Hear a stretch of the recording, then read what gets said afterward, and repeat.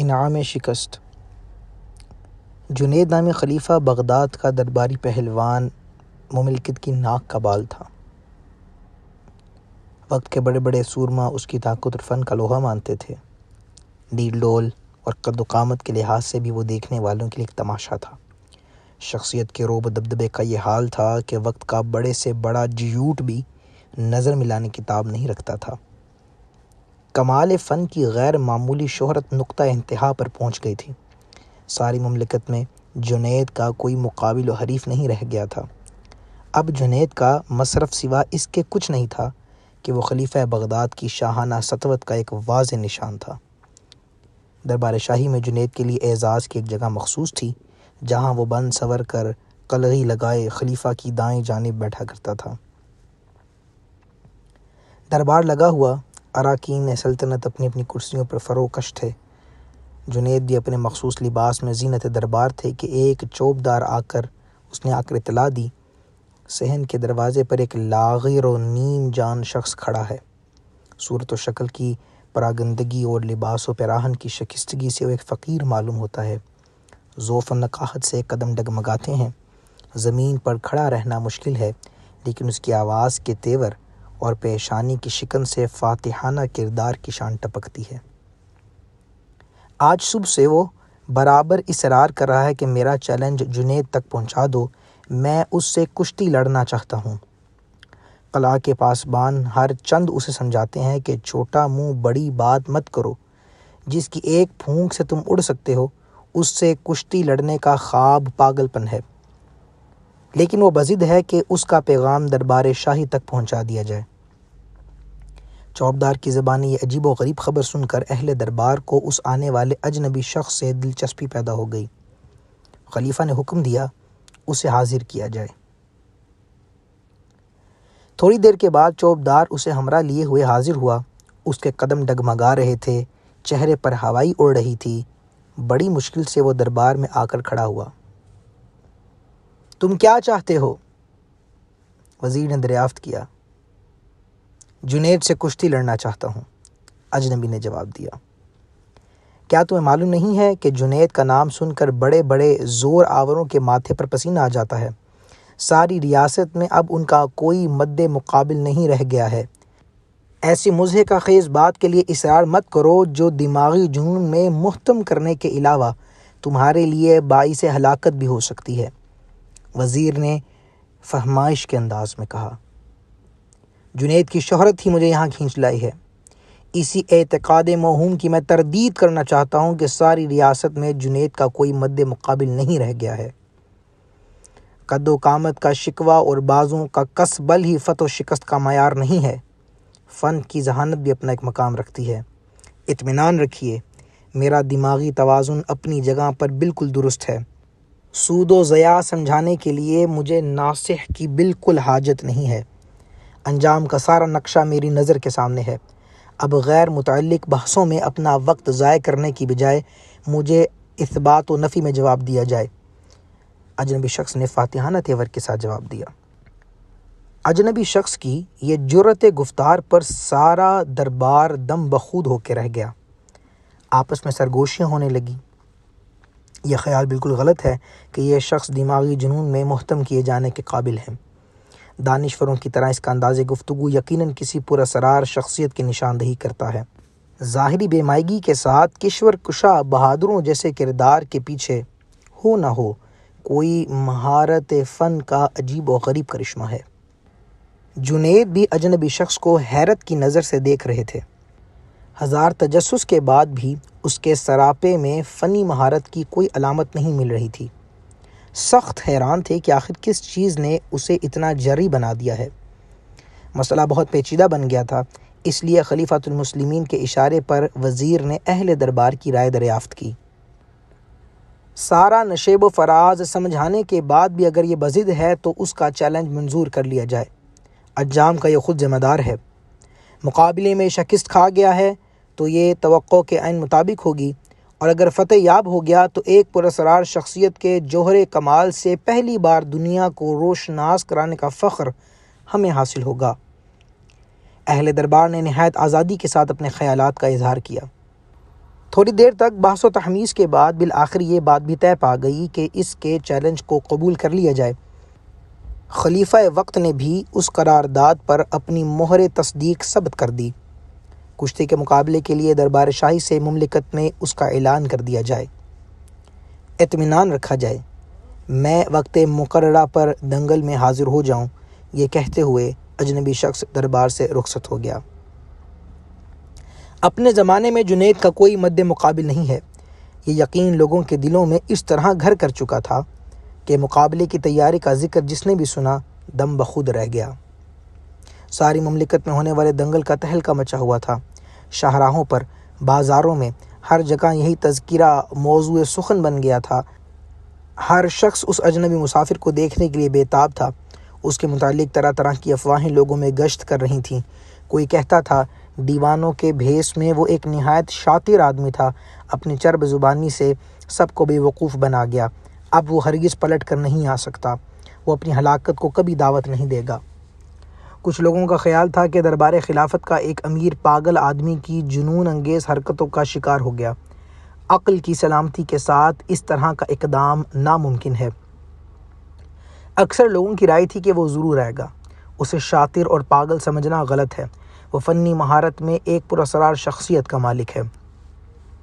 کسی پاگل کا دماغ اتنی گہرائی میں اتر کر نہیں سوچ سکتا۔ اس کے سراپا کی جن لوگوں نے تصویر کھینچی ہے وہ نہایت پرکشش اور والہانہ ہے۔ کسی شاطر آدمی کی شخصیت میں اس طرح کی روحانی جاذبیت نہیں ہوا کرتی۔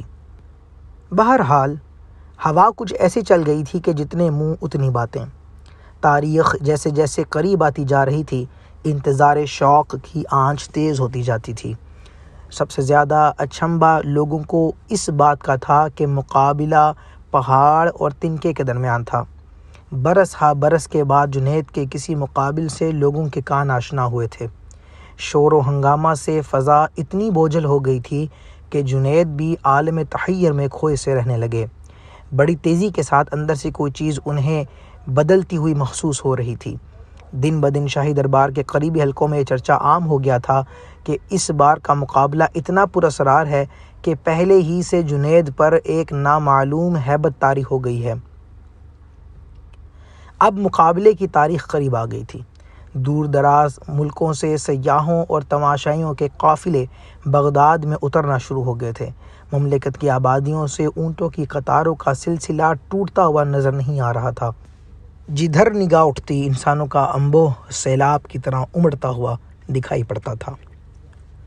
اب وہ شام آ گئی تھی جس کی صبح تاریخ کا ایک اہم فیصلہ ہونے والا تھا۔ آفتاب ڈوبتے ڈوبتے کئی لاکھ آدمیوں کا ہجوم بغداد میں ہر طرف منڈلا رہا تھا۔ جنید کے لیے آج کی رات بہت پراسرار ہو گئی تھی۔ ساری رات بے چینی میں کروٹ بدلتے گزری۔ اپنے زمانے کا مانا ہوا سورما آج نامعلوم طور پر دل کے ہاتھوں ڈوبتا جا رہا تھا۔ جس نے بڑے بڑے زور آوروں کا غرور پلک جھپکتے خاک میں ملا دیا تھا، آج ایک نحیف و نزار انسان کے مقابلے میں وہ ہزار اندیشوں کا شکار ہو گیا تھا۔ دربار شاہی کے ناموس کے علاوہ اپنی عالمگیر شہرت کا سوال بار بار سامنے آ رہا تھا۔ اس اجنبی شخص کے متعلق رہ رہ کر دل میں یہ خلش پیدا ہو رہی تھی کہ اس کے فاتحانہ تیور کے پیچھے کوئی نہ کوئی طاقت ضرور ہے۔ دل کے یقین کے آگے جسم کی ناتوانی کوئی چیز نہیں ہے۔ معنوی کمالات اور نادیدہ قوتوں کا کوئی مخفی جوہر ضرور اس کی پشت پناہی میں ہے، ورنہ کسی تہی دست و بے مایہ انسان میں یہ جرأت و کردار کبھی نہیں پیدا ہو سکتی۔ انہی پریشان خیالات کے ادھیر بن میں ساری رات گزر گئی اور بغداد کی پہاڑیوں پر سحر کا اجالا پھیل گیا۔ صبح ہوتے ہی شہر کے سب سے وسیع میدان میں نمایاں جگہوں پر قبضہ کرنے کے لیے تماشائیوں کا ہجوم آہستہ آہستہ جمع ہونے لگا۔ بغداد کا سب سے وسیع میدان لاکھوں تماشائیوں سے کھچا کھچ بھر گیا تھا۔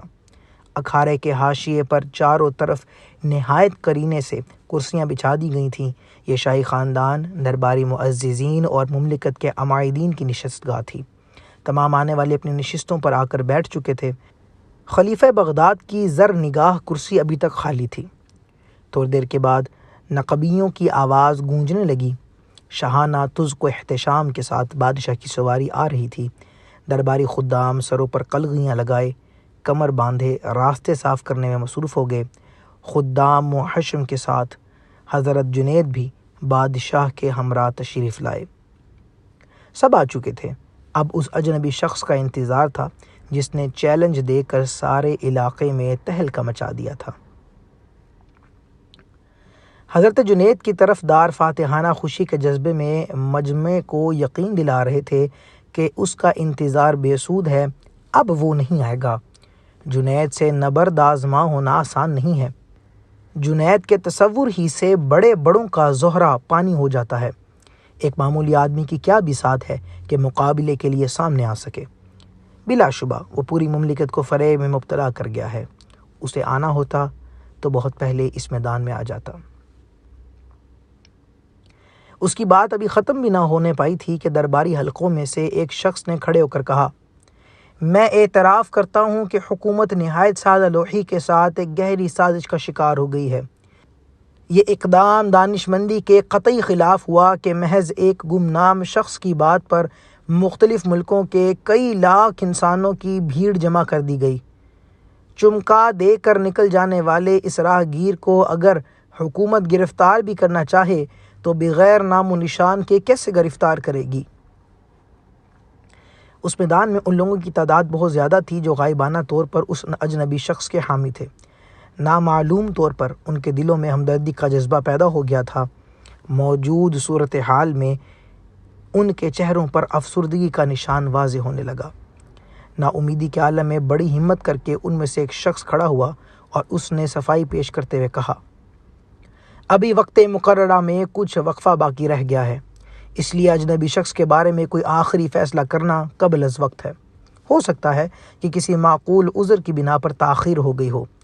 وقت گزر جانے کے بعد وہ نہیں آیا تو یقیناً اسے قابل مذمت گردانا جائے گا۔ منٹ منٹ پر حضرت جنید کے حامیوں کا جوش مسرت بڑھتا جا رہا تھا اور وہ طرح طرح کی آوازیں کس کر مجمع کے ذہن سے اس اجنبی شخص کا اثر زائل کر رہے تھے، لیکن خود حضرت جنید پر ایک سکتے کی کیفیت طاری تھی۔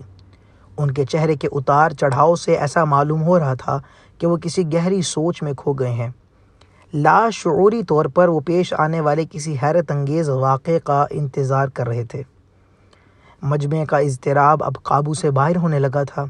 حضرت جنید کے حامیوں کی طرف سے بار بار یہ آواز اٹھ رہی تھی کہ مسند خلافت سے کوئی فیصلہ کن اعلان کر کے مجمع کو منتشر کر دیا جائے۔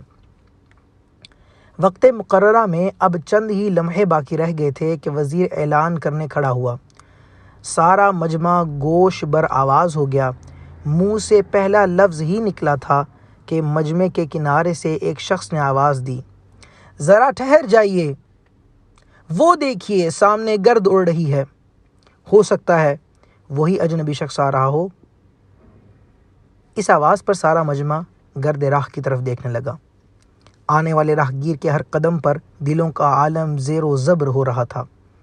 کچھ ہی فاصلے پر فضاؤں میں اڑتا ہوا غبار لاکھوں امیدوں کا مرکز نگاہ بن گیا تھا۔ چند ہی لمحے کے بعد جب گرد صاف ہوئی تو دیکھا گیا کہ ایک نحیف و لاغر انسان پسینے میں شرابور ہانپتے ہانپتے چلا آ رہا ہے۔ مجمع سے قریب ہونے کے بعد آثار و قرائن سے لوگوں نے پہچان لیا کہ وہی اجنبی شخص ہے جس کا انتظار ہو رہا تھا۔ یہ معلوم ہوتے ہی ہر طرف خوشی کی لہر دوڑ گئی۔ سارا مجمع اس اجنبی شخص کو دیکھنے کے لیے ٹوٹ پڑا۔ بڑی مشکلوں سے ہجوم پر قابو حاصل کر کے اسے میدان تک پہنچایا گیا۔ ظاہری شکل و صورت دیکھ کر لوگوں کو سخت حیرت تھی کہ ضعف و ناتوانی سے زمین پر جس کے قدم سیدھے نہیں پڑتے وہ جنید جیسے کوہ پیکر پہلوان سے کیا مقابلہ کر سکتا ہے۔ حضرت جنید کے ہم نوا پورے مطمئن تھے کہ ابھی چند منٹ میں معلوم ہو جائے گا کہ اپنے وقت کی ایک عظیم شخصیت کے ساتھ گستاخانہ جسارت کی سزا کتنی عبرتناک ہوتی ہے۔ دنگل کا وقت ہو چکا تھا۔ اعلان ہوتے ہی حضرت جنید تیار ہو کر اکھاڑے میں اتر گئے۔ وہ اجنبی شخص بھی کمر کس کر ایک کنارے کھڑا ہو گیا۔ لاکھوں تماشائیوں کے لیے بڑا ہی حیرت انگیز منظر تھا یہ۔ حضرت جنید کے سامنے وہ اجنبی شخص گرد راہ معلوم ہو رہا تھا۔ پھٹی آنکھوں سے سارا مجمع دونوں کی نقل و حرکت دیکھ رہا تھا۔ حضرت جنید نے خم ٹھونک کر زور آزمائی کے لیے پنجہ بڑھایا۔ اس اجنبی نے دبی زبان میں کہا، کان قریب لائیے، مجھے آپ سے کچھ کہنا ہے۔ نہ جانے اس آواز میں کیا سحر تھا کہ سنتے ہی حضرت جنید پر ایک سختہ طاری ہو گیا۔ اچانک پھیلے ہوئے ہاتھ سمٹ گئے، کان قریب کرتے ہوئے کہا، فرمائیے۔ اجنبی کی آواز گلوگیر ہو گئی، بڑی مشکل سے اتنی بات منہ سے نکل سکی، جنید، میں کوئی پہلوان نہیں ہوں، زمانے کا ستایا ہوا ایک آلِ رسول ہوں۔ سیدہ فاطمہ کا چھوٹا سا کنبہ کئی ہفتے سے جنگل میں پڑا ہوا فاقوں سے نیم جان ہے۔ سیدانیوں کے بدن پر کپڑے بھی سلامت نہیں ہیں کہ وہ گھنی جھاڑیوں سے باہر نکل سکیں۔ چھوٹے چھوٹے بچے بھوک کی شدت سے بے حال ہو گئے ہیں۔ ہر روز صبح کو یہ کہہ کر شہر آتا ہوں کہ شام تک کوئی انتظام کر کے واپس لوٹوں گا، لیکن خاندانی غیرت کسی کے آگے منہ نہیں کھولنے دیتی۔ گرتے پڑتے بڑی مشکل سے آج یہاں تک پہنچا ہوں۔ فاتح خیبر کا خون ہاشمی رگوں میں سوکھتا جا رہا ہے، چلنے کی سکت باقی نہیں ہے، شرم سے بھیک مانگنے کے لیے ہاتھ نہیں اٹھتے۔ میں نے تمہیں صرف اس میدان پر چیلنج دیا تھا کہ آل رسول کی جو عقیدت تمہارے دل میں ہے، آج اس کی آبرو رکھ لو۔ وعدہ کرتا ہوں کہ کل میدان قیامت میں نانا جان سے کہہ کر تمہارے سر پر فتح کی دستار بندھواؤں گا۔ فاطمی چمن کی مرجائی ہوئی کلیوں کی اداسی اب دیکھی نہیں جاتی جنید۔ عالمگیر شہرت و اعزاز کی صرف ایک قربانی سوکھے چہروں کی شادابی کے لیے کافی ہے۔ یقین رکھو، آل رسول کے خانہ بدوش قافلے کی حرمت و آسودگی کے لیے تمہاری عزت و ناموس کا ایثار کبھی رائگاں نہیں جائے گا۔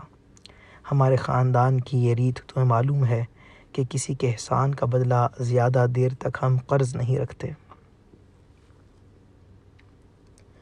اجنبی شخص کے یہ چند جملے نشتر کی طرح حضرت جنید کے جگر میں پیوست ہو گئے۔ پلکیں آنسوؤں کے طوفان سے بوجھل ہو گئیں۔ عشق و ایمان کا ساگر موجوں کے تلاطم سے زیر و زبر ہونے لگا۔ آج کونین کا سرمدی اعزاز سر چڑھ کر جنید کو آواز دے رہا تھا۔ عالمگیر شہرت و ناموس کی پامالی کے لیے دل کی پیشکش میں ایک لمحے کی بھی تاخیر نہیں ہوئی۔ بڑی مشکل سے حضرت جنید نے جذبات کی طغیانی پر قابو حاصل کرتے ہوئے کہا، کشور عقیدت کے تاجدار، میری عزت و ناموس کا اس سے بہترین مصرف اور کیا ہو سکتا ہے کہ اسے تمہارے قدموں کی اڑائی ہوئی خاک پر نثار کر دوں۔ چمنستان قدس کی پج مردہ کلیوں کی شادابی کے لیے اگر میرے جگر کا خون کام آ سکے تو اس کا آخری قطرہ بھی تمہارے نقش پا میں جذب کرنے کے لیے تیار ہوں۔ اے خوشا نصیب کہ کل میدان حشر میں سرکار اپنے نواسوں کے زر خرید غلاموں کی قطار میں کھڑے ہونے کی اجازت مجھے مرحمت فرمائیں۔ اتنا کہنے کے بعد حضرت جنید خم ٹھونک کر للکارتے ہوئے آگے بڑھے اور اجنبی شخص سے پنجہ ملا کر گتھ گئے۔ سچ مچ کشتی لڑنے کے انداز میں تھوڑی دیر پینترا بدلتے رہے۔ سارا مجمع نتیجے کے انتظار میں ساکت و خاموش نظر جمائے دیکھتا رہا۔ چند ہی لمحے کے بعد حضرت جنید نے بجلی کی تیزی کے ساتھ ایک داؤ چلایا۔ آنکھیں کھلیں تو جنید کے حامیوں کے نعرہائے تحسین سے میدان گونج اٹھا۔ ہیبت سے دیکھنے والوں کی پلکیں جھپک گئیں، لیکن دوسرے ہی لمحے حضرت جنید چاروں شانے چت تھے اور سینے پر سیدہ کا ایک نحیف و ناتواں شہزادہ فتح کا پرچم لہرا رہا تھا۔ حضرت جنید کی فاتحانہ زندگی کا نقشہ دیکھنے والی آنکھیں اس حیرت انگیز نظارے کی تاب نہ لا سکیں۔ ایک لمحے کے لیے سارے مجمع پر سکتے کی سی کیفیت طاری ہو گئی۔ آنکھیں پھٹی کی پھٹی رہ گئیں۔ حیرت کا طلسم ٹوٹتے ہی مجمع نے نحیف و ناتواں سید کو گود میں اٹھا لیا۔ میدان کا فاتح اب سروں سے گزر رہا تھا اور ہر طرف سے انعام و اکرام کی بارش ہو رہی تھی۔ تحسین و آفرین کے نعروں سے کان پڑی سنائی نہیں دیتی تھی۔ شام تک فتح کا جلوس سارے شہر میں گشت کرتا رہا۔ رات ہونے سے پہلے پہلے ایک گمنام سید خلعت و انعامات کا بیش بہا ذخیرہ لے کر جنگل میں اپنی پناہ گاہ کی طرف لوٹ چکا تھا۔ حضرت جنید اکھاڑے میں اسی شان سے چت لیٹے ہوئے تھے۔ اب کسی کی کوئی ہمدردی ان کی ذات سے نہیں رہ گئی تھی۔ ہر شخص انہیں پائے حقارت سے ٹھکراتا اور ملامت کرتا ہوا گزر رہا تھا۔ عمر بھر مدح و ستائش کا خراج وصول کرنے والا آج زہر میں بجھے ہوئے طعنوں اور توہین آمیز کلمات سے مسرور و شاد کام ہو رہا تھا۔ ہجوم ختم ہو جانے کے بعد خود ہی اٹھے اور شاہراہ عام سے گزرتے ہوئے اپنے دولت خانے پر تشریف لے گئے۔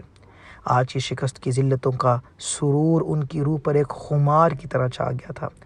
عمر بھر فاتحانہ مسرتیں وہ اپنی ننگی پیٹھ کے نشانات پر بکھیر آئے تھے۔ رات کی زلف سیاہ کمر کے نیچے ڈھل چکی تھی۔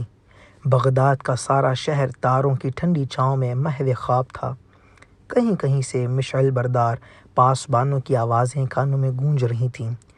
عشاء کی نماز سے فارغ ہونے کے بعد حضرت جنید جب اپنے بستر پر لیٹے تو بار بار کان میں الفاظ گونج رہے تھے: وعدہ کرتا ہوں کہ کل میدان قیامت میں نانا جان سے کہہ کر تمہارے سر پر فتح کی دستار بندھواؤں گا۔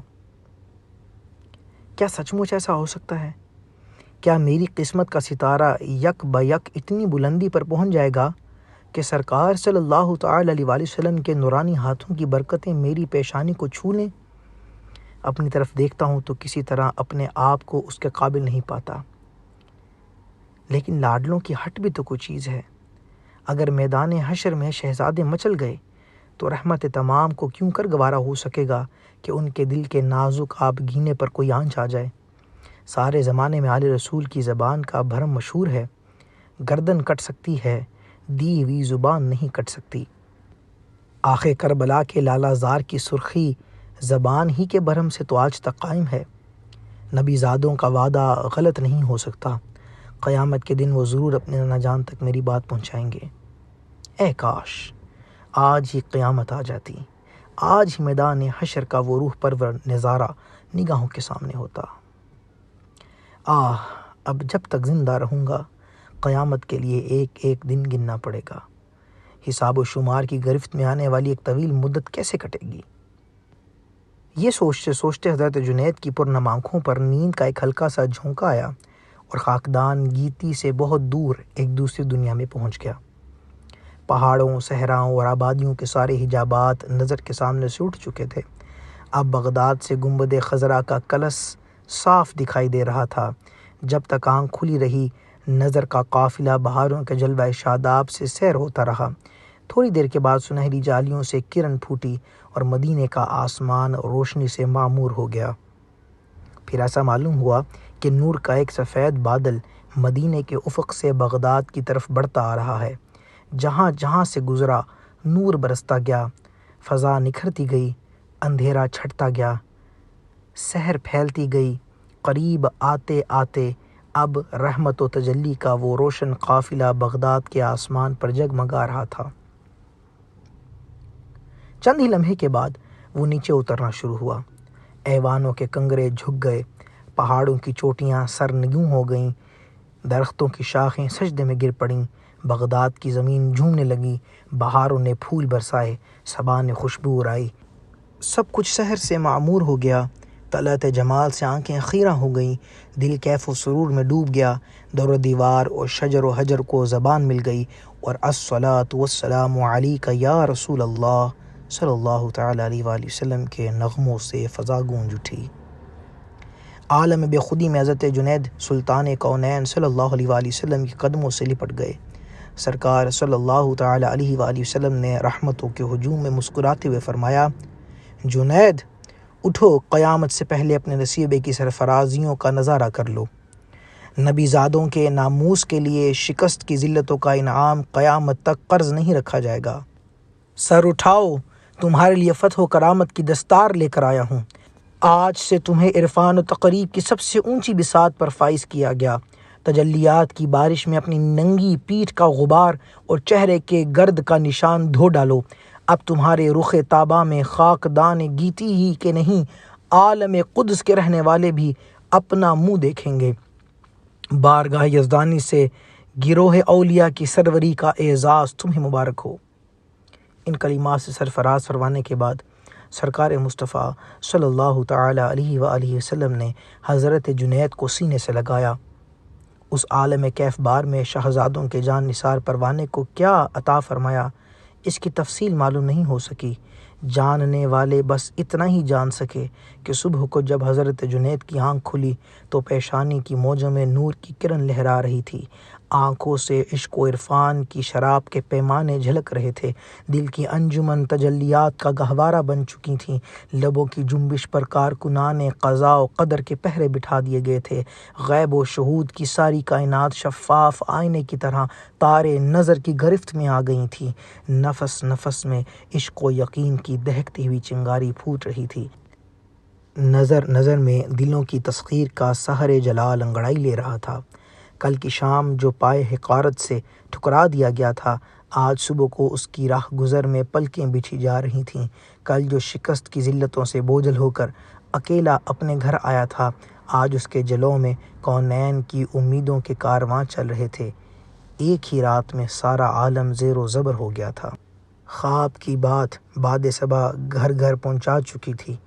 طلوع سحر سے پہلے ہی حضرت جنید کے دروازے پر درویشوں کی بھیڑ جمع ہو گئی تھی۔ جو ہی باہر تشریف لائے، خراج عقیدت کے لیے ہزاروں گردنیں جھک گئیں۔ خلیفہ بغداد نے اپنے سر کا تاج اتار کر قدموں میں ڈال دیا۔ سارا شہر حیرت پشیمانی کے عالم میں سر جھکائے کھڑا تھا۔ مسکراتے ہوئے ایک بار نظر اٹھائی اور ہیبت سے لرزتے ہوئے دلوں کو سکون بخش دیا۔ پاس ہی کسی گوشے سے آواز آئی، گروہ اولیاء کی سروری کا اعزاز مبارک ہو۔ منہ پھیر کر دیکھا تو وہی نحیف و نزار آل رسول فرط خوشی سے مسکرا رہا تھا۔ ساری فضا سید الطائفہ کی مبارکباد سے گونج اٹھی۔